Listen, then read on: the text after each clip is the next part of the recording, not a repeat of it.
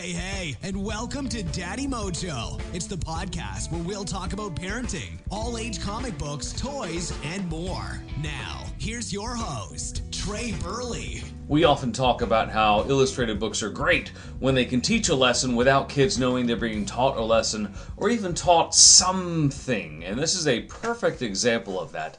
Bitsy Bat, School Star from Cat Windness. And you look at the book and it's a really charming illustrated book about a bat, baby bat, who's going to school for the first time. And not surprisingly, she has lots of questions. She's very nervous about school. She wants to make a great impression like any kid at school, but she messes it up the first day. Her friends don't like the food she eats. She can't play the same games as the others, and she's just overall different than the other kids. You're not going to guess what happens next, though. On the next day, she makes some adjustments, but school turns out to be okay.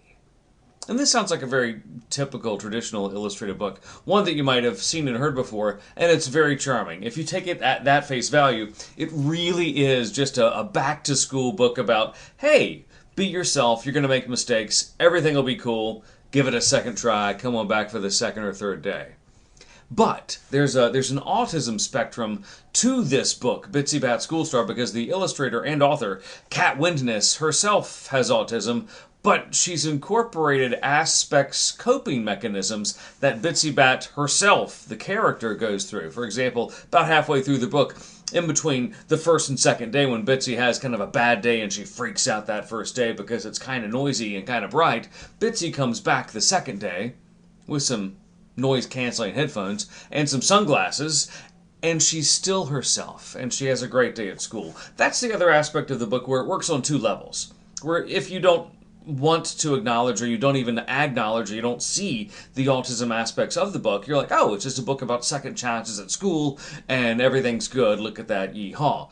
However, those kids who have autism, or those kids that need those mechanisms, those coping mechanisms, to make the day calm, like the sunglasses, the timeouts, or the noise-canceling headphones, or other things that autism kids might use, or even those on any spectrum, it's going to resonate with them, because I haven't seen an illustrated book that has those elements in it, much less does it in such a sublime way, as if to not call it out, but to deal with it. Because in Bitsy Bat, School Star, autism in the text itself is not even mentioned.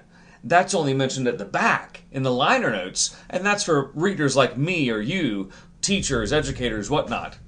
Kids, it's going to go over their head, unless they pick up on the very subtle aspects like, hey, Bitsy Bat needs headphones. Like I need headphones because they help calm me down and they help me isolate things and deal with things more comprehensively.